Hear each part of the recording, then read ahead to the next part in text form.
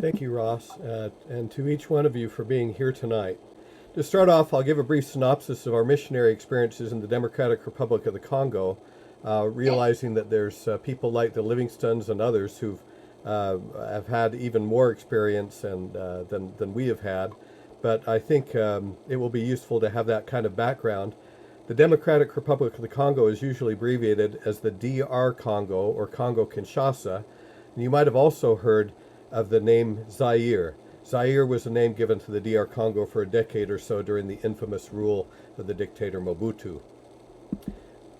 We, in 2016, my wife Kathleen and I were called to serve in the Kinshasa Mission Office under President Hervé and Sister Ginette Barrel, who are pictured here with two of our sons, Robert and Samuel. We first met Hervé in 2001 when he was a bishop in Aix-en-Provence when our son Robert finished his mission in France. Later in 2005 and 6, he was the coordinator for seminaries and institutes while we served as single adult couple in Toulouse, France. We loved serving with the bright and dedicated elders and sisters in Kinshasa who came to the DR Congo from all over Africa. It's interesting that no non-Africans serve in any of the DR Congo missions. Of course, the exception to this rule were the wonderful American and Swiss couples who filled many essential roles during our service in the mission office. And then again, in 2019, we were called to return to the DR Congo to help with the opening of the new temple in Kinshasa. We loved serving next door to President and Sister Brent and Lorraine Jameson, who are standing in back toward the center of the front row, and then grateful to see the Livingstones, who came to the Kinshasa temple in an interesting way, which I'll let them tell that story if they want. But we were thrilled to have them, and we're glad they're here tonight, and perhaps some others that I haven't noticed yet. We'd already known Chris and Angie Maznick, who are in the bottom right, before we came on this mission because Chris and I served together as young missionaries in Brussels back in the 1970s. I don't know how recognizable we are there, but we have a long history and love for the people. The goal that Jameson set for the couples were for us to become obsolete as soon as local temple ordinance workers came up to speed. Brother Clement Kavuala, a pioneer in Lubumbashi left in the photo, and his faithful son Carlos, shown at right, were among the many bright and dedicated workers we came to know and love in our temple service. One morning a few weeks ago, I was thrilled to see so many temple worker friends there at the Kinshasa temple waiting at an early hour for the temple to open. There had been a heavy rainstorm, and as anyone who's lived in the Congo knows, that adds to the hour or two of travel that probably most of them took to be there on time. There really was no fatigue or complaining, only joy, which is just so typical and so wonderful. As part of our missionary service, Kathleen and I were assigned to collect local history for the church history department. Among other projects, we worked with Sister Chris Gates to write public and private histories of the church in the DR Congo to commemorate the dedication of the country's first temple. Well, after returning home, I began serving as a church service missionary for the church history department with an assignment to help prepare additional histories for the newly announced temples in Lubumbashi and Kananga. So it's under those auspices that the research that is going in tonight's presentation has taken place.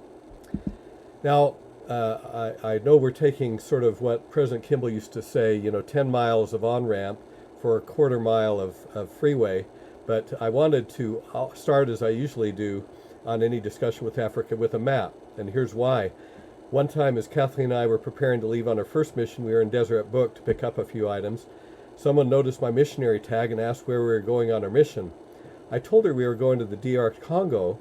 She asked where that was. I said it was in Africa. And after thinking about it for a few moments, she said, with obvious concern about the distance, "Oh, that's a long drive." As this map shows, there are currently 4 administrative areas of the church in Africa, Middle East, Africa North, Africa West, Africa Central, and Africa South. The DR Congo is part of the Africa Central area, just to orient you a little bit in the church's presence there. Now, I like to think of the DR Congo as the heart of the French-speaking region of the Central Africa area. And tonight we're going to discuss, as Ross has said, the history of Malemba Nkulu, a remote city in the Olomami province of the DR Congo, what we could call one of the beautiful hearts within the heart of Central Africa. Most of us are already familiar with the general outlines of the incredible history of the church in English-speaking West Africa, which began almost immediately after the 1978 priesthood revelation of President Spencer W. Kimball. After arriving home from an outing with friends in June 1978, I remember vividly seeing my mother burst out of our front door and shout the news to us about the newly announced revelation that removed restrictions on priesthood and temple blessings from people of African descent. Many of you will have similar snapshot memories of this happy day. The Monday following the General Conference where the revelation was read and accepted by a sustaining vote of church members, our neighbors, Ted and Janet Cannon, were called, along with Rendell and Rachel Mabey, to serve as representatives for the international mission of the church to West Africa. They returned in 1979, having established 35 branches and 5 districts of the church in Nigeria and Ghana. My parents, and our parents, I think I can say since I have some family members on the call, served their first mission in Nigeria as soon as the mission officially opened in 1980. Among other things, they helped open the work in Aba, that's spelled A-B-A, Nigeria, in 1981. My father's comment at the time about this small group in Aba was that it, quote, could become a nice branch someday. As it turned out, in 1988, Aba became the site of the first stake in West Africa, and in 2005, the site of its first temple.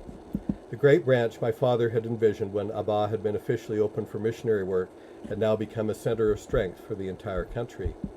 As of 2018, there were 100 stakes in West Africa, not counting, of course, the many stakes that were established previously in South Africa. While significant growth continues in English-speaking areas in southern, western, and eastern parts of Africa, this 1914 map of European colonization highlights the importance of the nations of this vast continent where the French language is spoken and has been widely adopted. French is an official language for more of Africa than any other European language, having been spread during the colonial years by France and Belgium, not only in Central Africa, but also in wide swaths of West and North Africa. We must remember the many horrifying aspects of the legacy of colonization of Africa. This mural outside the train station in Kinshasa commemorates 100 years of the opening of the land, that's what the Latin says at the top, through the construction of the railway. The mural is blithely and unintentionally emblematic of the cruel history of colonization in the DR Congo, which reached its depths during the murderous reign of King Leopold of Belgium.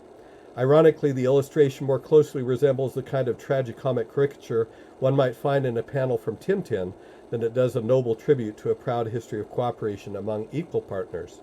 It's hard to fathom why the colonizers felt that this painting of frowning white taskmasters milling around while they apparently supervise, berate, and humiliate their Congolese subjects would encourage posterity to honor the colonizers' memory. Sadly, some Christian churches established during the colonial years were complicit to a greater or lesser degree in the oppression of the colonial years. However, we should not forget that many dedicated and European and Congolese missionaries also worked together in sincere hope to relieve suffering, to provide schools and hospitals, and to bring a knowledge of Jesus Christ and His gospel to people during those years. Today, an estimated 80 to 96% of the Congolese people are Christians. Kathleen and I recognize that the extraordinary kindness and deference shown to us by friends and even strangers who noticed our missionary badges is one aspect of the positive legacy of these early Christian missionaries that continues today. While we're talking about the colonial period, it's important to know that there are two Congos: the Republic of the Congo, whose capital is Brazzaville, and the Democratic Republic of the Congo, or DR Congo, whose capital is Kinshasa. The Republic of the Congo was colonized by France, and the DR Congo was colonized by Belgium, and this has led to some important differences in the history and culture of the countries. The two capital cities are positioned across from each other on either side of the Congo River, the geographically closest national capitals of any two countries in the world. For all these reasons, it's natural that there's some confusion in people's minds about the two Congos. Not only was mission office mail from Salt Lake City frequently mixed up between these two countries, but also, more seriously, missionaries were often placed in the wrong Congo in missionary systems that managed the lengthy processing for things like visas and travel. As a recent example of such confusion, when the Brazzaville Temple was announced by President Nelson at the April 2022 conference, the online description said that it would be the fourth temple in the Democratic Republic of the Congo. Happily, within a few minutes, the posting was updated to say that the Brazzaville Temple would be the first one in the Republic of the Congo. And I thank my son Samuel for making us aware of this humorous confusion, which still goes on. This image should give you some idea of the immense scale of the African continent. Notice that the DR Congo alone is approximately the same size as the eastern half of the United States. This pie chart reveals that African nations currently account for only 4% of church membership. However, this chart, when seen in isolation, masks the dramatic story of the growth of the church there. The bar chart at right shows the relative growth in church membership over the last 10 years. During this period, the church in Africa has grown by over 120%, at a rate nearly 5 times faster than the next fastest area, the Philippines, where my brother John and his wife Ann served their mission, and more than 10 times faster than in the United States. I imagine that the relative growth of Africa would seem even more dramatic if only the last 5 years were shown. The DR Congo currently accounts for a significant part of that growth in Africa. The latest figures from the church put membership in the DR Congo at nearly 90,000, and at the current rate of growth, the number is sure to top 100,000 in 2022. Remarkably, even with the large number of baptisms in the DR Congo, the retention rate of new converts is unusually high. At this conference for the Kinshasa stake held in May 2018, every seat was full in the main chapel and in other suitable rooms in the building. Some sat outside. We were lucky to get a seat on the stage. At the conference, Elder Johnny Koch, visiting as a member of the area presidency, commented that an average of 1,800 out of 2,600, that is 70%, of the members of the Kinshasa stake attended sacrament meeting each week, the largest percentage he'd ever seen, about double the average attendance worldwide by some estimates. Elder Koch said that as far as he knew, the mission had both the highest number of baptisms and the highest rate of retention in the world at that time. This summer, we were told that many of the stakes and wards in Kinshasa will be split, making stake and ward sizes more manageable, bringing buildings closer to members, and facilitating ministering among them. The rate of growth is wonderful, of course, but brings its own challenges, the first being the nurturing of new converts and the training of leadership. Kathleen and I attended a baptismal service where Brother Liete Bienvenu Bolame, then a recent convert, baptized his 2 sweet daughters. At the time, Brother Liete's wife was not yet a member. Often the father of the family is the first one to begin attending. Sometimes before inviting the rest of the family to join them, fathers want to make sure that the common rumors about the church, for example, that we're involved in magic or sorcery, are not true. Also, men are more likely than women to have spent time in school learning French, so the men are more able to understand church services. Along with reorganizing stakes and wards in Kinshasa this summer, there will be an emphasis on making sure that new converts receive love, attention, and opportunities to serve. Special ward clerks will be called in each ward with specific responsibilities to assure that the needs of each new member are being met. Training local leadership, another challenge, will continue to require a massive ongoing effort in wards where the average tenure of membership is only a few years. However, the spirituality and dedication of the bishoprics and stake presidencies I have known rival those I've seen in any part of the world. The callings of mission and temple presidencies and temple workers are now all filled by local members. The number of highly qualified Area 70s, General Authority 70s, and recently sister area organization advisors for the Relief Society and young women organizations reflects the remarkable capabilities of the people as a whole. A second challenge, especially in the early days of the church in the DR Congo, is to develop centers of strength within a few large population centers. In the restored Church of Jesus Christ, the emphasis on gathering to a center of strength began with a commandment for the members to assemble together at the Ohio, and continued as a general policy throughout much of the Utah period. Now the strength of the church and the needs of the world are such that places for the gathering of Israel are distributed worldwide. Significant hubs of growth within each country provide centers of strength from which missionary activity can radiate to new nearby areas. President Jean-Claude Mabaya, former Area 70 and now president of the Lubumbashi mission, had the following to say about this concept of centers of strength. Lorsqu'on part d'un centre de force vers un endroit, on considère le centre de force comme la mère qui peut apporter l'aide, soutien, formation, ainsi de suite. Mais lorsqu'on tombe du ciel comme ça, sans base, on n'a pas la chance de progresser. C'est la raison pour laquelle l'Église progresse de la bonne manière ici, en prenant la source comme le centre de force. C'est une façon pour moi que j'ai appréciée. Following the pattern of centers of strength for the first 30 years after the church was established in the DR Congo, strong stakes were established in 3 major cities, Kinshasa, Lubumbashi, and Kananga. In addition, a district was established in Kolwezi. And as a notable exception to the rule of large centers of strength, a stake was also formed in the small city of Luputa, an event I'll discuss in more detail later. Outside of these stakes and districts, a few branches were scattered outside the large metropolitan areas.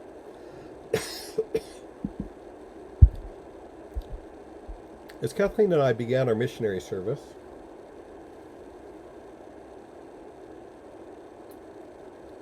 one of the most surprising things was the number of faithful saints outside these large population centers. I was thrilled to see 2 prospective missionaries come into the mission office from the faraway city of Bukavu to be interviewed by the mission president. They had never attended a ward or branch meeting, but instead had been preparing to receive the Melchizedek priesthood and serve a mission in their homes nearly 2,000 miles away from mission headquarters. Other members came from remote places to get cases of the Book of Mormon to share with their friends, where there were no missionaries in the city, or to pay the tithing they'd been accumulated in their hometown since their last visit to the mission office, when there were no organized groups of the church in their hometown. Because there are so many members and friends of the church outside the major population centers in the DR Congo, the need to accelerate the reach of missionary work to these more remote places was apparent. In this video with Elder Kyungu of the First Quorum of the 70 and Sister Kyungu, who served with him as a mission leader, they speak of how the principle of centers of strength has been adapted to start new church units, not just in the major population centers, but also in the capital cities of various provinces that already had members of the church living in them. These provincial centers of strength could eventually help bring the church to the smaller towns and villages that surrounded them. Et je lui ai dit que j'avais constaté qu'au Congo, évidemment, nous avons des membres qui sont éparpillés dans beaucoup de villes où l'Église n'est pas encore organisée. Et si nous devons attendre que nous puissions commencer par les centres de force, évidemment, ça prendra beaucoup de temps pour que l'Église arrive dans ces endroits-là.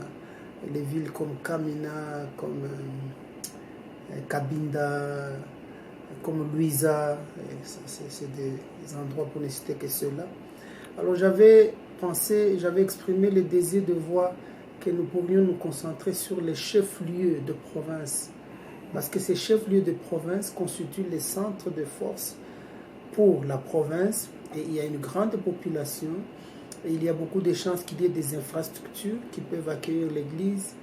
Et donc ces centres-là, des chefs-lieux de province, où nous avons aussi des membres qui sont là, mais l'Église n'est pas encore organisée. Si l'on considère ces centres, ces chefs-lieux de province comme les centres, nous pouvons commencer l'Église avec les membres qui existent. C'est le cas par exemple de Kamina. Kamina aujourd'hui, c'est le chef-lieu de la province de Olomami. Voyez, mais il y a beaucoup de membres qui sont là, qui venaient, qui m'ont écrit quand j'étais président des missions à Mbujimai avec Sir Kyungu, ma compagne, qui m'écrivaient parce qu'ils savaient que nous étions là, qu'ils étaient nombreux, mais sans que l'Église puisse être établie officiellement. Il y a un groupe organisé par le président des missions qui est parti.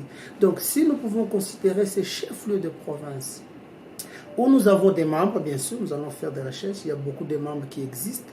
Je crois qu'il y a lieu de pouvoir les organiser, d'abord en groupe reconnu par l'Église, par la présidente de l'interrégion, et on pourra voir leur développement, et puis ils pourront devenir une branche plus tard, et cette population pourra être bénie à voir l'Église dans leur région, et dans leur province. Oui, je voudrais ajouter quelque chose par rapport au centre. C'est que moi, personnellement, j'ai constaté quand nous étions en mission au Kassai, Mbujimaï, c'est une grande ville, nous avons l'église là-bas.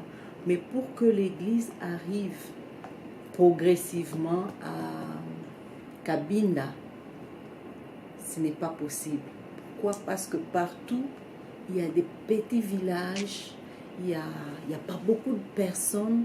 Alors, si par exemple on mettait une branche à Cabinda, ça peut aider beaucoup de gens aux alentours. So, here again are the large metropolitan centers of strength for the first 30 years of the mission. And the story for the last 7 years is the growth of provincial centers of strength discussed by Elder Kungu over the last 7 years. This imperfect but suggestive map, put together with the help of Chris Maisnick, is graphic evidence that the large increase in membership in the DR Congo has been accompanied by a proliferation of many new units in outlying areas. Interestingly, you can see that Luputa, a small city in the relatively rural area, has itself become a center of strength with new units radiating outward to even smaller towns nearby.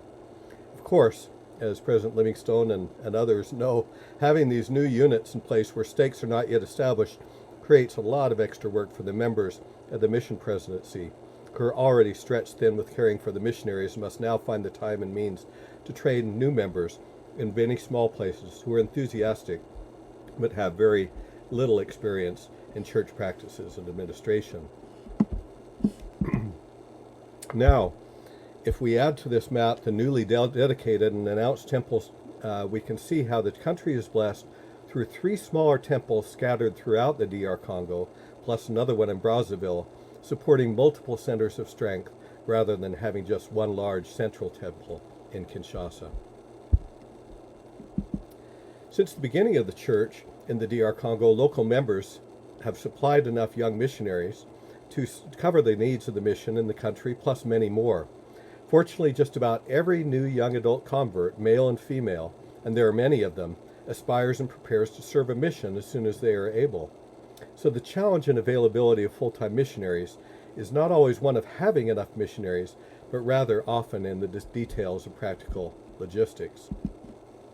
Brother Willie Benene, shown here in front and center in this photo from a recent church history seminar in Kinshasa, solved the challenge of missionary availability in a unique way in the small city of Luputa we've mentioned. Since there were no full-time missionaries available to help with proselyting, Brother Benene organized branch members into a corps of extremely effective member missionaries. No full-time missionaries were ever sent to Luputa until after its first stake was created in 2011, with Brother Benene as the first stake president. I hope each one of you has read the first 2 volumes of Saints, the new 4-volume history of the church. Church leaders have strongly invited all adults in the church to read this history themselves and to encourage young people to read it as well. Our 2 oldest grandchildren read the first 2 volumes when they were 12 and 13 years old, respectively. Kathleen and I have enjoyed reading Saints together as part of our evening scripture study. In this photo, Brother Benene is shown in front of the Kinshasa temple with a group who received the newly appeared 3rd volume of Saints. Without giving you too much of a spoiler, I think I can reveal that Brother Benene's story will appear prominently in Volume 4 of Saints. If you look carefully at the rightmost edge of this panoramic view of church history that's been used to illustrate the covers of each volume of Saints, you'll see a small white temple near the border of a large river, which to me looks like a stylized version of the Kinshasa temple.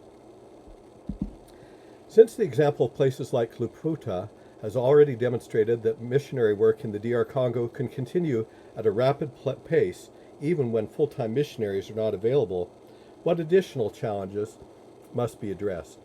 Well, as the work moves to more and more rural areas, we have the problems of difficult and costly transportation, as well as the prevalence of local languages. Elder Eli Kemonga, former mission president and Area 70, explains. Je pense que la première difficulté serait le moyen de transport. Le moyen de transport serait une difficulté.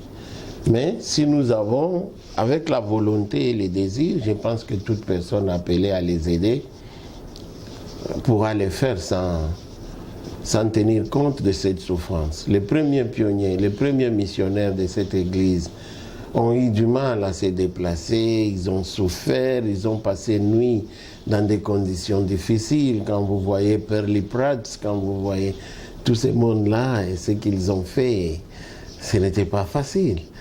Bon, il y a cette difficulté des transports qui peut être transcendée si nous avons la foi et le désir d'accomplir ce que Mahoni a dit, que l'évangile serait enseigné dans tous les coins de la terre. Deuxième chose, c'est la langue. Il y a un problème de langue. Dans toute cette région, c'est une région très peuplée. Là-bas, on parle les Kiluba. Donc, on trouvera des gens qui sont instruits, certainement. Mais la vaste majorité parle Kiluba. Mais avec ces gens qui sont instruits là-bas, je pense que la difficulté sera tout de suite transcendée sans problème. It says something about the dedication of loving leaders such as Elder Monga that he dismisses out of hand the considerable logistical challenges of early missionaries like Parley P. Pratt as a matter that can be, to quote his exact words, quote, overcome right away without a problem. And that he has the determination to do that, I think. Now addressing the immense problems of transportation and language brings us directly in contact with what it really means to bring the blessings of the gospel to the very end of the row, of every row in this vast field of labor, and that's the theme of tonight's presentation. From this map, you'll see that Kamina, the capital of the Olomami province, is situated about halfway between Kananga, about 400 miles to the northwest, and Lubumbashi, about 400 miles to the southeast. In theory, there's a road that connects these cities, but in practice, visits from mission leaders in Lubumbashi can only be accomplished through scheduled flights in a small plane. The cost of plane tickets would be impossible for typical members of the church who earn a few dollars a day. Was it worth it to establish an official group of the church in a remote place like Kamina? Yes, that was what mission leadership determined, and I felt the confirmation of that decision even more strongly when I learned recently that this humble city was the birthplace of Elder Kyungu, now serving as a General Authority 70. Going further, what about Malemba Nkulu, the city we are discussing tonight, only about 170 miles northeast of Kamina, finally only a stone's throw, as it were, in DR Congo units from an organized unit of the church. Unfortunately, the road that connects Kamina to Malemba Nkulu, while nominally listed as a national highway, is mostly impassable, though hardy individuals on foot, bicycle, or motorcycle can follow it during the dry season at least. Alternatively, passengers could ride atop of the cargo of a passing truck carrying goods to the city when such trucks are available and in working condition. For wealthy foreign visitors coming as tourists to a nearby national game park, there also happens to be a landing strip big enough for a small charter plane to land. Given the difficulties of infrequent travel to Malemba Nkulu, why not consider regular virtual visits by phone or internet? That's exactly what some of us are working on right now. As it turns out, President Mulongo, a counselor in the Lubumbashi Mission Presidency, has family members who are in the leadership of the Catholic Church in Malemba Nkulu and have been helping us over the last month or so to get a reliable connection so the Mission Presidency can be in touch with local saints as needed. Even after procuring some special network equipment there, progress has been slow, as you can see next in this undoctored sampling of trial and error efforts to date. Because phone and network service sometimes disappears altogether in the afternoon, these calls often take place at 9 a.m. Malemba Nkulu time, corresponding to 1 a.m. Mountain time. Bonjour, Hassan, bonjour. Allô? Bonjour, bonjour, bonjour. En tout cas, bonjour. Vous êtes connecté comment? Bonjour. Oui, je suis là. Là, on devrait Bon. ouvrir C'est mieux qu'avant. pour que je me connecte. C'était un peu difficile, Voilà. non? Vous m'entendez maintenant? Ah.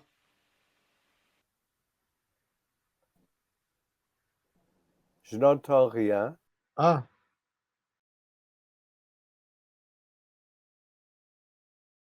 that brings us to Malemba Nkulu itself. And so you have to ask yourself, how did people even become aware that there were church members interested in hearing the gospel there, given these communication challenges?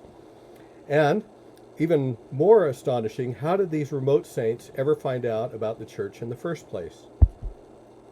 For the answer to these questions, we'll turn to this photo of a surprising visit that occurred to Elder Monga in 2013.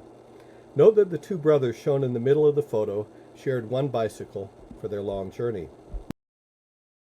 À ce moment-là, j'ai servi comme conseiller dans la mission de Lubumbashi avec le président Mac Moulin, qui m'avait donné cette chance de servir à ses côtés.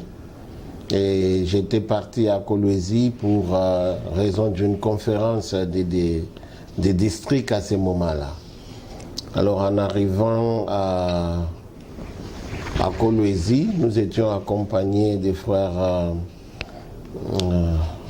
Wright, qui étaient couple missionnaire là-bas, avec nous à Lubumbashi. Nous avons rencontré ces deux frères, le frère Delphin et le frère Muzinga, qui avaient effectué de très longues distances pour venir aussi participer à la conférence du district de Kolwezi.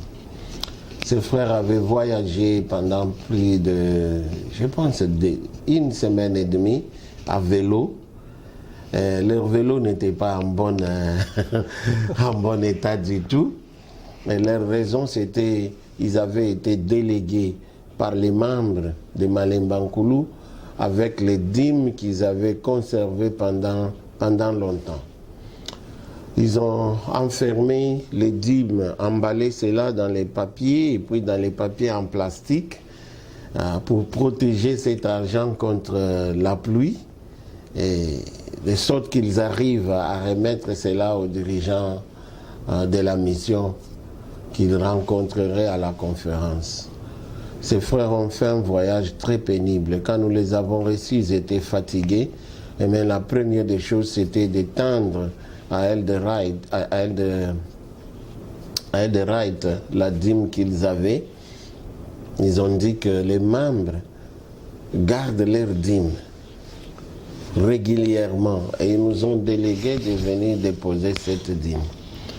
Au fait, en recevant cette dîme, ce n'était pas la somme d'argent qui était si importante pour nous, mais c'était de voir la foi de ces gens-là, qui, malgré leur situation, les distances, qui n'ont pas l'église, mais qui se permettent d'épargner leurs dîmes et de compiler, d'amasser cela pour apporter ça à l'église.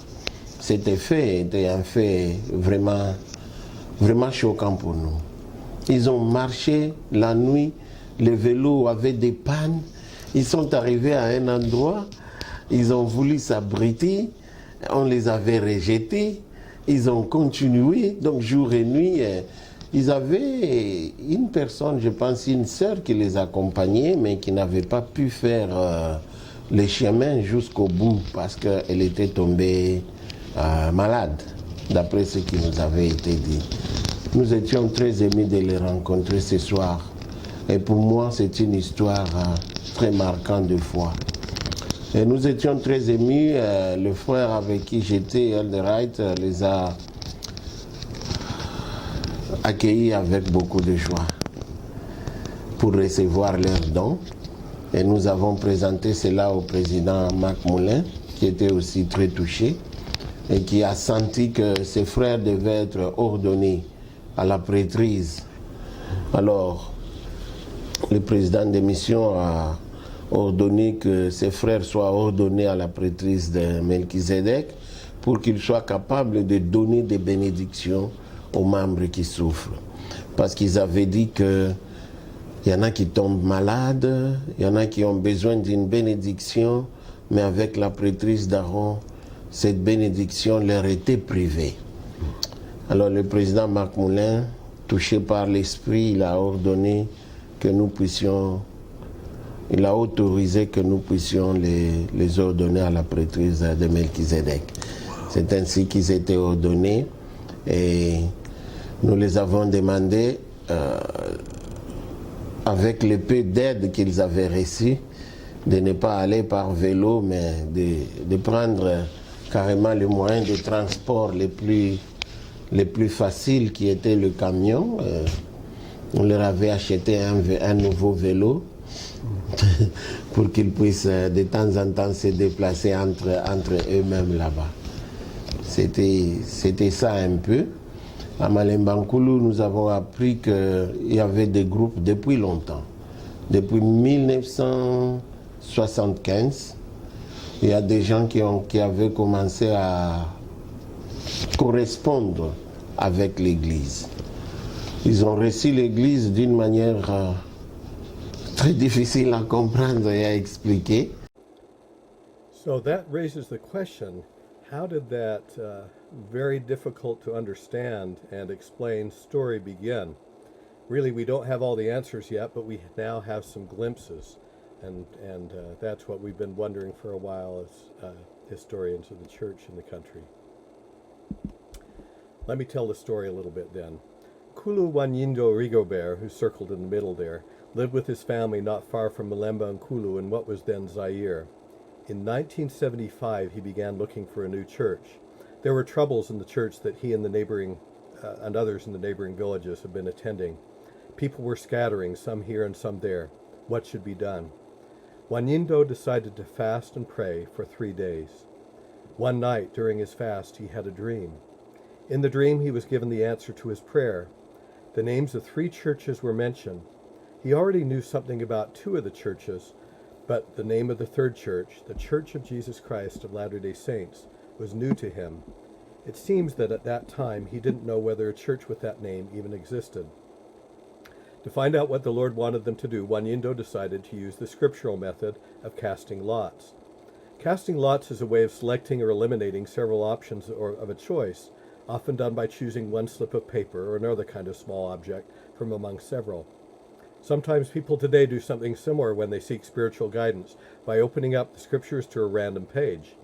In such situations, seekers pray that God will intervene to influence their choice, thus making his will known. In Proverbs 16:33 we read, "The lot is cast into the lap, but the decision is wholly from the Lord."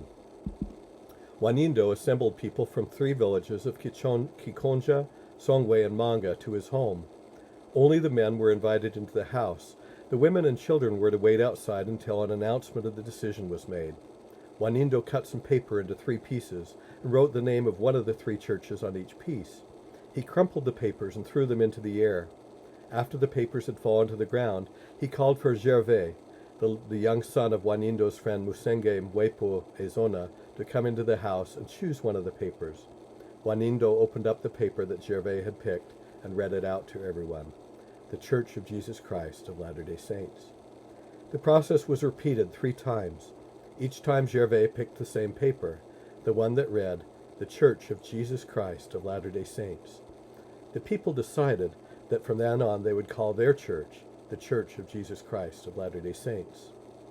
This was, by the way, 5 years before the first official mission in West Africa was opened in 1980, and more than a decade before a mission would be established in the DR Congo. At that time, there was a group of Catholic sister missionaries who were stationed in Malemba Nkulu. Eventually, they heard about the group. One day, the sisters told them, "You call your church the Church of Jesus Christ of Latter-day Saints, but it seems there's already a church by that name somewhere else. You should look into it." The group leaders learned that the church was headquartered in the United States, in Salt Lake City. So in 1977, 2 years after the dream, NKULU WAñYINDO wrote a letter to Spencer W. Kimball, the president of the church, asking whether their people could become part of the church. Some people remember that President Kimball wrote a personal reply, but neither WAñYINDO's first letter nor a reply from President Kimball have yet been located in the church archives. However, now we know that Nkula Lupaka Jean, the son of WAñYINDO, carefully preserved a letter from President James E. Faust of the First Presidency. In his reply dated August 19, 1977, President Faust wrote, quote, "We recently received a letter from you inquiring about the Church of Jesus Christ of Latter-day Saints. I advise that the church is not now organized in your part of the world, and we are unable to say at this time whether or not we will be able to have any activity or organization in the future. I pray the Lord will bless you in your interest in the gospel of Jesus Christ. Sincerely, James E. Faust, President.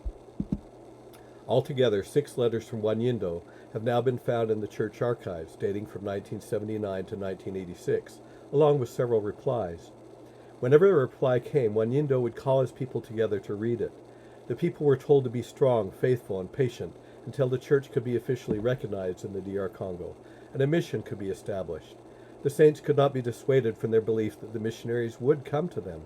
They said, "We're going to keep writing Salt Lake City until they're tired of hearing from us, and someday they'll bring the church to the place where we live." One day, Wanyindo was surprised to see a notice from the Church of Christ in Zaïre, an umbrella organization for Protestant churches, indicating that the Church of Jesus Christ of Latter-day Saints had now received official recognition. In 1979, he wrote to the president of the Swiss Geneva Mission, who then had responsibility for the church in Africa, to ask whether the church mentioned was really our church. Sadly, Wanyindo was told that the pastor of a church in Kinshasa had registered the church on his own without permission from church headquarters. However, the upside of this development was that it highlighted the urgency of obtaining proper legal status for the church in Zaïre. Oscar W. McConkery, Jr., an attorney for the church who was familiar with the complexities of such issues, began a series of visits to the country to see what could be done. These visits culminated on the 11th of February 1986 in a much-publicized dinner meeting that took place between David M. Kennedy, a church ambassador and former U.S. Secretary of the Treasury, Arbe and Jean Hutchings, the couple representing the church in Zaïre, and President Mobutu Sese Seko, President of the Republic of Zaïre. The meeting took place at the sprawling presidential estate in Guadeloupe.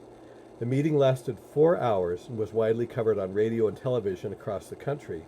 The fascinating details of the meeting will have to be told another time. The important outcome was Mobutu's announcement that the church would be legally recognized in Zaïre. News accounts were mostly favorable, though with some inexplicable details, such as the fact that the faith was founded by, according to the newspaper report, quote, a certain Walter Silwald, who had divine visions. Mobutu was quoted as saying, quote, that the Mormon faith is the most rigorous in the world. Aiming to be fair and even-handed, the news report said that while Mormons, quote, encourage polygamy, there was also another faction of the Mormons who reject polygamy. The next day, on 13th of February 1986, the group of church representatives went to the law offices of Gittleman and Associates to continue formalities for church recognition. The new mission leaders, President and Sister Bay and Jean Hutchings, are shown at right. Meanwhile, Wanyindo had been waiting in anticipation for news of these momentous events. After organizing branches in the capital city of Kinshasa in the spring and summer, President and Sister Hutchings were now ready to take a first-hand look at the situation of the saints in the southern areas of the country. In a letter dated 18 September 1986, Wanyindo was invited to meet with President Hutchings upon his arrival in Lubumbashi. That would be 11 days later on September 29th. Sadly, it seems unlikely that they ever met, given the relatively short notice Wanyindo had been given due to slow postal service and the difficulties of travel in that part of the country. Wanyindo and his group remained hopeful of a future visit by representatives of the church. However, in a letter written to Wanyindo on 22nd October 1987, a year later, President Hutchings relayed the disappointing news that at that time there were only 4 couples in the whole of Zaïre. Thus, quote, it is impossible to travel to other cities now, even for a voyage of inspection. Rest assured that the time will come when there will be larger missionary forces and that the work will be established among you. Continue your studies, especially in the Book of Mormon. Your brother, R.B. Hutchings, President. The saints did continue their study of the Book of Mormon, which was a good thing because they ended up having to wait until 1991 before a first group of official visitors finally arrived, fully 16 years after Wanyindo's dream. At that time, J. Ballard Washburn, counselor in the Africa Area Presidency, asked brothers Banza Monga and Mishoni Mwana Donatian and district missionaries in Lubumbashi to make the arduous 1,600-kilometer or 1,000-mile round-trip journey to visit the groups, nearly the same distance as the pioneer trek from Nauvoo, Illinois to the Salt Lake Valley. The table shown here lists the total number of families and individuals of each of the 14 groups identified in the 1991 report. summing to over 500 persons in all who had accepted the gospel as the result of Wanyindo's dream and the group's enthusiastic missionary work. Besides the careful listing of names and birth dates organized by families, groups, and zones, the 25-page report briefly summarized a surprisingly broad range of topics relating to living conditions. The report concluded as follows, quote, "The members and friends of the church are very committed to the restored gospel. They are resolute and have endured for 14 years without any visits or guidance from missionaries. Many beg for baptism and other ordinances of this last dispensation, so they can become active members of the Church of Jesus Christ of Latter-day Saints. They are truly patient, hoping to receive the said ordinances of the gospel and the official establishment of the church. The friends of the church in the two zones manifest a strong faith in Jesus Christ. They are capable of providing their own leadership once the church is officially established in their place." Although we have no record of the death of Wanyindo, the fact that his last known letter to church leadership was written in 1986, and the fact that he was not present during the 1991 visit when taken together, suggests that he passed away sometime in the intervening years. As we read in Hebrews 11:13, quote, "He died in faith, not having seen the promises, but having seen them afar off, and embraced them." Here's what Elder Monga had to say about Wanyindo. C'était un homme très respectueux, un homme très honnête, un homme qui avait vraiment des qualités et que l'on ne pouvait pas douter que ses frères soient vraiment un esprit élu de Dieu. This is where things stood until 2021, 30 years after the first and last official visit of church representatives to the villages, and 46 years after Wanyindo's original dream. By now, the first generation of saints had almost all passed away. Where were those saints located? Were they still meeting? Were they still faithful? Had their beliefs and practices become corrupted over time? Was their desire for baptism and other blessings of church membership as strong as they were when the groups began many decades before? No one knew the answers to these questions. Having recently witnessed an attempted visit to these groups that met with failure, Chikoi Kabaya Atanaz, a bishop and church history representative in Lubumbashi, knew that anyone who undertook such a trip to find these answers would need to be extremely well prepared. With the support of church history leadership and area presidency leadership in Africa and Salt Lake City, and the divinely provided help of two intrepid young returned missionaries, siblings who went to different missions, a voyage of discovery was envisioned. As much training and preparation took place as possible over the course of a few months, but the truth was that there was a limit to what could be planned in advance. No one knew exactly what they needed to go and where they needed to go and what they needed to do to find out. They would need to rely wholly on their own resources and the direction and help they would receive from the Spirit of the Lord. Their first and most tangible goal was to see whether they could locate documents and photos that they would begin to illuminate the early history of these groups. For example, the inspiring history of Wanyindo's dream that led these saints to the church, related earlier, was completely unknown before the missionary journeys of these two brothers, Pueto and Ilunga. More importantly, the hope was to understand the current condition of these brothers and sisters, so that perhaps at last, after nearly 50 years, church leaders could prepare a way when the time was right to bring them into full fellowship in the complete blessings of the gospel. The adventures and miracles that Pueto and Ilunga experienced on the trip cannot be told tonight, but before concluding, I wanted to share the results of their voyage in a few brief sketches. In their journey, they found that all the pioneer leaders of the groups who were alive in 1991 had now passed away, except two widows of the founders. They learned that the records of the story of the dreams and revelations that brought the church to their ancestors were still preserved and being read among them. They collected 30 historic documents dating to 1979 that have been carefully preserved in a very rural area by Nkulu Jean, son of Wanyindo. I'm sorry. There's the one of the widows. Here's one of the accounts that have been preserved. And here's Lupaka Jean with some of those accounts. They learned that scarce copies of the Book of Mormon were being shared in the villages so that each person could have their turn to read. They attended a weekly Sunday school meeting in Manga and recorded a message from each member of the group. Let's listen to the testimony of one of the sons of Alume Abuila Mathieu and the mother of this son who had born and raised 12 children in all.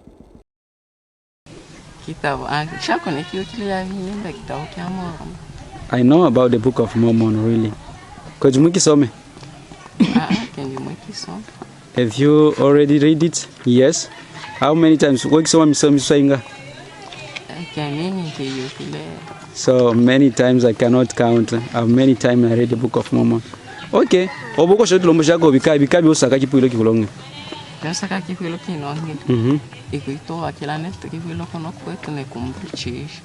I need to be baptized also to have a church here in this area. I'll be very happy.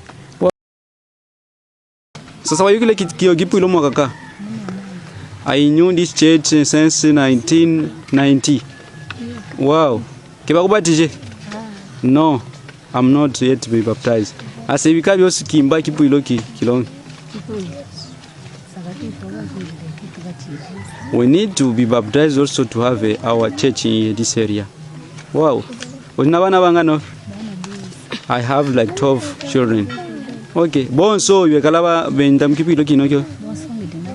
all of them, they are members of the Church of Jesus Christ, but not yet be baptized. They have only testimony and strong faith. Play this testimony from one of the pioneers in Malemba Nkulu, but he bears a very strong testimony of eternal families in the temple, despite never having been to the temple. In fact, he's probably never heard the testimony of a modern prophet, and probably never seen a picture of a modern prophet other than Joseph Smith.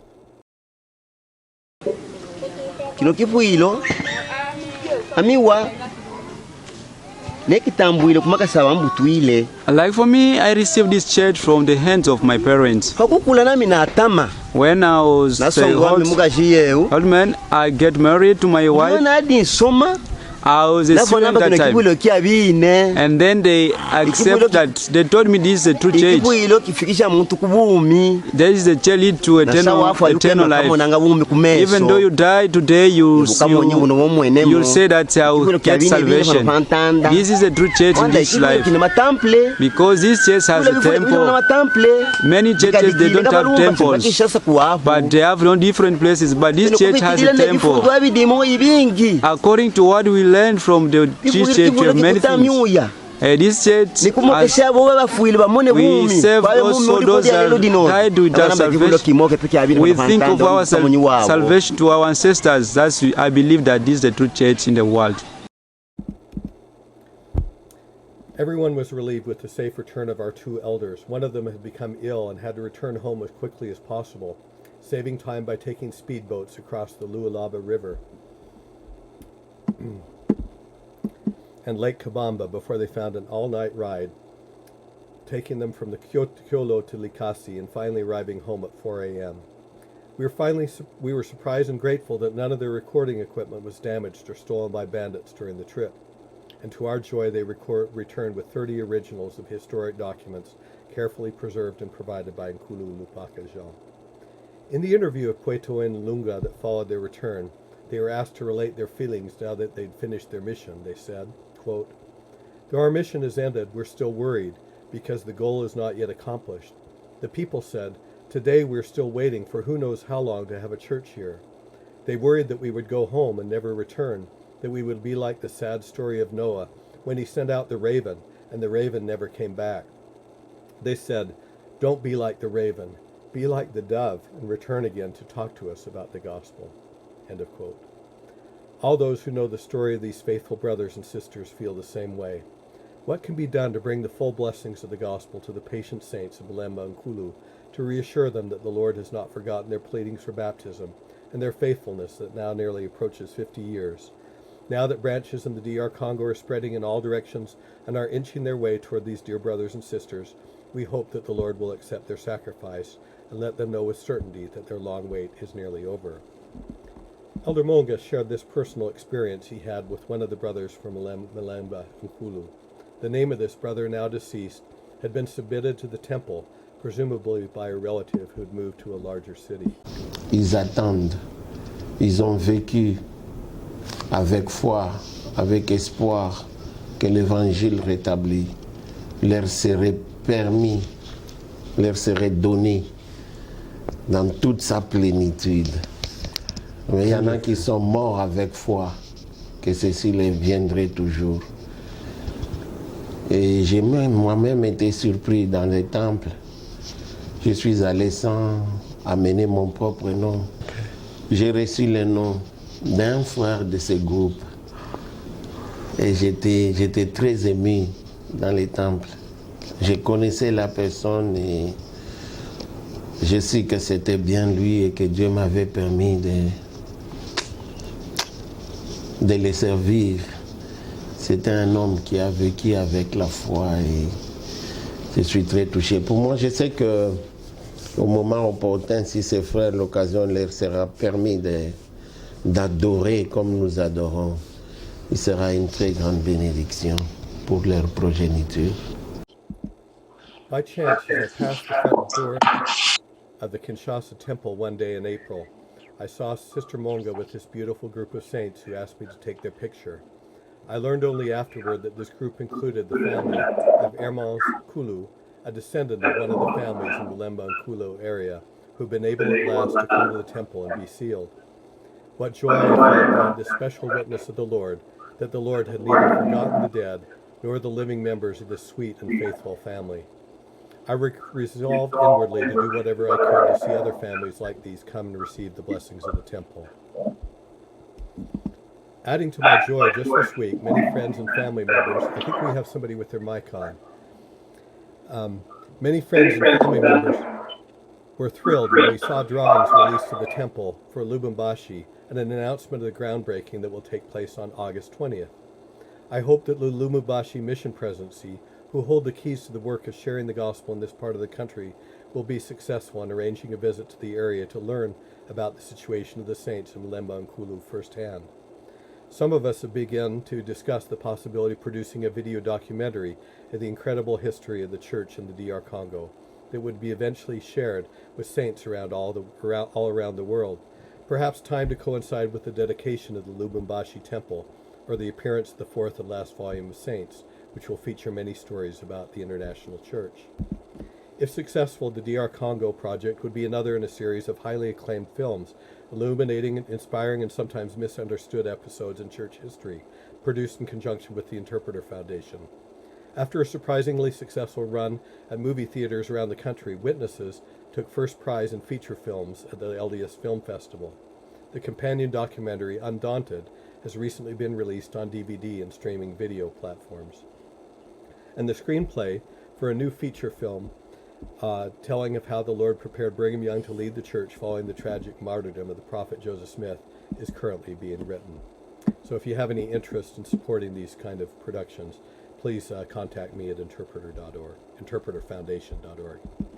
I also promised my brother and friend Dieu Merci Chitundu that I would also let people know about the tragedy of a power surge in the electrical grid that destroyed much of the equipment he'd carefully gathered within a medical clinic he created to serve the poor in Kinshasa. A few $1,000s would make a big difference to that project. Finally, if for any of you might be interested in helping on a smaller scale, I'd like to introduce you to David Windsor, a member of the church in Kinshasa who's tried to earn enough money to be married civilly and then sealed in the temple to his wife Josephine. Though David is completely blind in both eyes, he's a skilled tailor who once made a suit from scratch for me and who made the tie that I'm wearing tonight. Through the help of Daryl Sheets, Felix Sitambala, Nefi Kalua, and other generous friends, David has been able to open a small school where other people with disabilities, like this young deaf woman, can learn sewing and tailoring to support themselves. Recently, I returned home with this bag of colorful Congolese neckties so that they could be sold on David's behalf. If you would like one of these ties, please let me know and I'll pass the request on to Daryl. He tells me that donations of any amount would be welcome. Before I end this presentation with closing words from Elder Monga and Elder Kyungu, I would like to declare my love for the gospel and for the faithful saints of the DR Congo. I also leave my testimony of the truthfulness of this work and my conviction that it will continue to go forth and bless all the families of the earth. In our day, we are seeing the fulfillment of the Savior's words that, quote, Many that are first shall be last, and many of the last shall be first. There is currently a need for several missionary couples in the DR Congo. The last 2 remaining senior missionary couples will be finishing up in the next few months. May God bless us each to do our part to gather Israel, and may many of us find the means to respond to the plea of the prophet at the April General Conference for more of us to undertake and continue our missionary service. I pray in the name of Jesus Christ. Amen. I'll close with the messages of Elder Monga and Elder Kingu. La moisson, elle est grande. Mais parfois, notre vitesse de croissance est encore petite. Il y a une foi extraordinaire dans les gens qui vivent là où, dans les endroits où l'église n'est pas. Ils ont une foi tout à fait particulière que ceux qui sont dans les grands centres. À tel point que je peux dire, celui qui a posé la question, peut-il venir quelque chose de bon de Jérusalem et de Nazareth? En tout cas, c'est de Nazareth que le Christ était né. Je pourrais dire que dans ces milieux-là, les gens ont une foi très extrême. Ils aiment Dieu, ils aiment Jésus-Christ, plus que nous qui sommes un peu distraits dans les villes. Je me rappelle d'un frère, pas à Malemba Nkulu, mais dans l'est du Congo, à Baraka. Il y a une cité qu'on appelle Baraka. Dans cette cité, quand j'étais conseiller de la mission, j'ai visité les membres qui habitaient là-bas. Ce frère a perdu son père à la veille.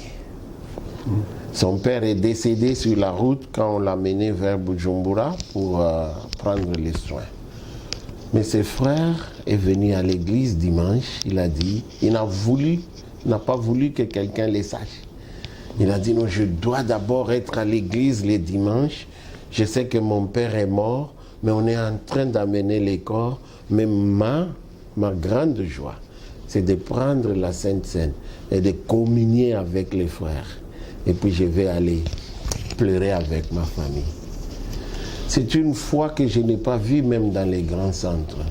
Où quelqu'un, on lui dit, ton père est décédé, il dit non, je vais d'abord à l'église. Je me rappelle les paroles de Jésus directement. Et j'ai toujours pensé de ces frères. Et quand je pense à la bonne manière d'honorer les jours de sabbat. Et voilà pourquoi je me dis, ces gens qui vivent dans les endroits, les villages et les villes où l'église n'est pas connue, n'est pas organisée officiellement, ils méritent aussi mieux que ceux qui vivent dans les grandes villes ou dans les endroits où l'église est organisée.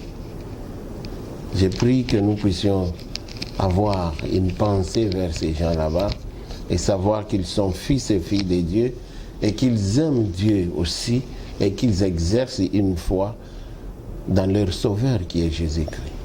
Donc nous avons dans ces endroits-là, comme les Malemba Nkulu, comme nous avons dit, Kamina et les autres, où il y a des groupes de membres de l'église qui sont là. Mais il y a aussi d'autres personnes qui ne sont pas membres de l'église, mais qui ont déjà entendu parler de l'église, qui ont soif de voir l'église, qui ont envie de connaître davantage l'église et qui sont même prêts pour le baptême. C'est pour dire que c'est un terrain qui est assez favorable à l'église. Le peuple du Congo, généralement, c'est déjà un peuple croyant. Ils croient en Dieu, ils croient en Jésus-Christ, le Sauveur. Ils lisent beaucoup la Bible. Et je crois que le Seigneur a préparé ce peuple avec ce background, si je peux utiliser ce mot-là, de la chrétienté pour recevoir l'évangile rétabli de Jésus-Christ. Thank you, Jeff. Just wonderful, marvelous. Now we can have some questions and answers, hopefully. Let me start with one. These videos that you showed us of the saints in the Congo were really fascinating. Where did you get those? Were those something you arranged yourself, or is that something that's more widely available?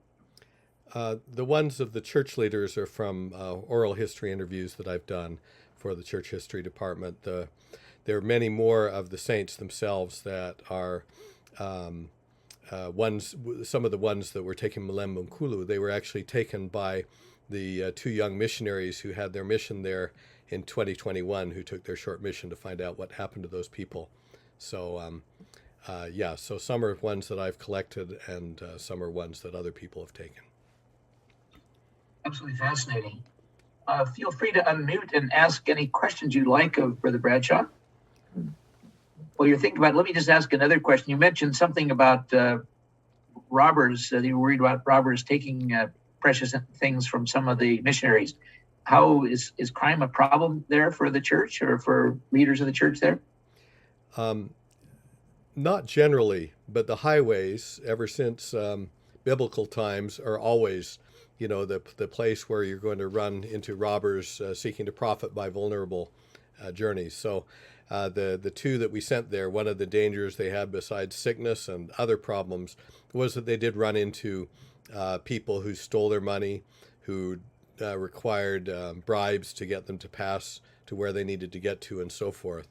And so the danger is real when you're going by route in rural areas anywhere in the world, as it was in ancient times. Especially when you're traveling slow speeds on those crazy roads there, which those who've been there can attest to. Great question. Now, do you speak French? I do.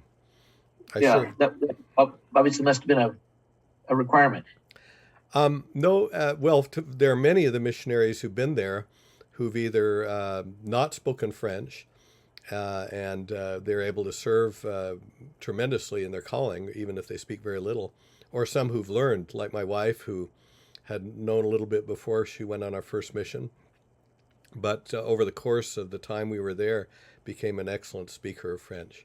So it's not a hard and fast requirement for anybody who'd like to serve or visit there, and but I am blessed to be able to hear it in their own language. It's a beautiful. Their French is more beautiful. It has a little bit of an accent, but it's literate and articulate and very moving to me to hear them speak. And the French is very beautiful. I was a French missionary. My wife tells me I should say. I think I mentioned that I served in France and Belgium, and professionally spent a lot of time over there. Gil Gould notes, I'm in awe of people of African descent who overcome the fact that the church once, I can read it, once apparently he said denied the priesthood to people of Black ancestry. Oh, wow. Okay. That's wonderful. My question is does that come up in your ministering to people in that region? And how have they overcome it? How do you deal with it? So far, it really hasn't been an issue. One of the other hats I wear besides the Interpreter Foundation is I do a lot of work with the B.H. Roberts Foundation, which is targeted on young adults in the church, specifically here in America, and well-educated ones. And as you know, that's a huge, huge issue even now for educated young adults, along with many other issues. But in Africa, it really has not surfaced as an issue. There are other issues that come up that you'd be surprised at. I don't think we want to go into them here, but the issue of the former priesthood restriction is not really one of them that I've run into while I've been there. Could I answer? Could I add a note on this? Please. In 2008, in June, whatever the magic date is, I can't remember, the 3rd or whatever, I was in a branch in Mujimaya. And my counselor and I were interviewing 20 brethren on that day to receive the Melchizedek priesthood. And I was just, kind of rejoicing in tears about it was the 30th anniversary of the public announcement of the decision that all worthy men could hold the priesthood. So a couple of days later, when we made it back to Kinshasa, I talked to Eustache Olunga and I said, it's just such a miracle to be there on June 3rd. The 30th anniversary. He said, the 30th anniversary what? And I said, of the announcement that all men could hold the priesthood. Does that mean anything to you? And he says, we don't care. We're able to hold the priesthood now, so we just don't worry about that. So that was the day. Wow. Wow. I'd like to speak to that question too, if I may. Barnard and Cherry Silver. we served a mission there in 1989 and in Kinshasa, and we were the first missionaries in Lubumbashi. And there was never that question that came up. Virgil Parker and Sister Parker and Cherry and I felt humbled to work among people with such great faith and to whom it meant so much to have the priesthood. President Parker and I interviewed over 100 men to hold the priesthood. And in each interview, we were amazed at the preparation of each individual and faith of each individual. I bear witness that the men and women of Africa have greater faith than most people in other continents. In the name of Jesus Christ, amen. Amen. Thank you. By the way, Bernard, I don't know if you remember, but Virgil Parker was mission president for Chris Maesnick and I when we served in Brussels, Belgium. So that rings very close to heart to hear you testify of your experiences there. The picture that you showed of all the people lining up to be baptized in that early picture, who was in that picture again? That was Ted Cannon, who was one of the two couples that were called in 1978 to go to Africa to lay the groundwork for opening the mission there. And that's a very famous picture of some of the first baptisms that took place in Nigeria at that time. You might be interested to know that there was a bishop on Bainbridge Island who had that photograph in his office the whole time he was the bishop. Wow. It's a magnificent photo. It is, really is. And it's really emblematic of the faith and growth of the church in Africa ever since. I think the other couple that was there was the Randall Mabey family with Cannons at that time. That's right. I actually got permission from Janet Cannon, I believe is her name, to use that picture. She was, and I believe she took it with an Instamatic camera too, which is really quite amazing. I think the average age of this group, we're one of the few living groups that know what an Instamatic camera was, but that's pretty amazing. Any other questions before we close a very delightful evening? One thing that Melanie has asked, and I would ask you as well, Jeff, if you will give me those places where we can send contributions. And my wife says, pick out a good red tie for her husband. I'd like to get one of those too. Okay, I think just to keep things simple, you've got my email address, and you can feel free to share it, Ross, with any of the group that are on the call. And I think it's just better if I can coordinate some of those things. We're interested in documenting the history in a video form. We're interested in this hospital equipment for a very dear friend, and so he can serve. And we would love to see David sell some of these beautiful ties. What a great memory it is. So J Bradshaw 2, JBRADSHAW, the number 2 at me, that's M as in Michael, E as in Edward.com. And thank you for being willing to do that, Ross. You bet, we'll be happy to do that. Thank you again for just what a delightful evening, wonderfully inspirational. Started out a little bit rocky. I was a little worried there for a few minutes, but I'm glad it worked out.